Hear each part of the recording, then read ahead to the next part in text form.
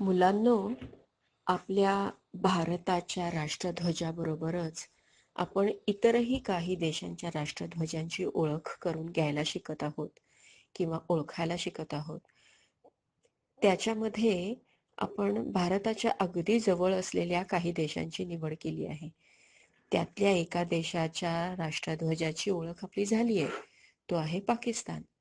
आज आपण आणखीन एक भारताच्या अगदी जवळ असलेल्या देशाच्या राष्ट्रध्वजाची ओळख करून घेणार आहोत.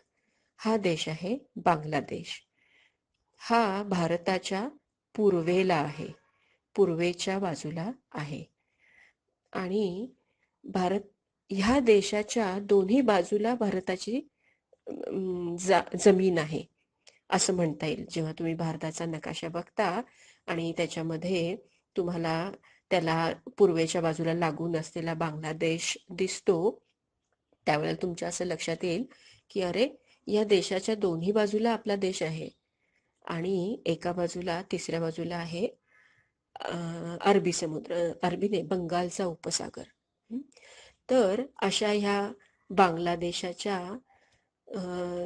देशाचा हा राष्ट्रध्वज आहे 2 रंगांचा. गडद हिरव्या रंगाच्या आयतावर एक थोडीशी डाव्या बाजूला असलेली लाल रंगाची चकती किंवा मोठा ठिपका असंही म्हणता येईल, असा हा बांगलादेशाच्या राष्ट्रध्वजाचं रूप आहे. हा लाल रंगाचा ठिपका जेव्हा जेव्हा झेंडा वाऱ्यावर फडकत असतो तेव्हा तेव्हा हा लाल ठिपका किंवा ही चकती त्या हिरव्या आयताच्या अगदी मधोमध आहे असं वाटतं, पण प्रत्यक्षात ती आहे थोड्याशा डाव्या बाजूलाच, बरं का. तर असा आहे हा बांगलादेशाचा राष्ट्रध्वज, लाल आणि हिरवा.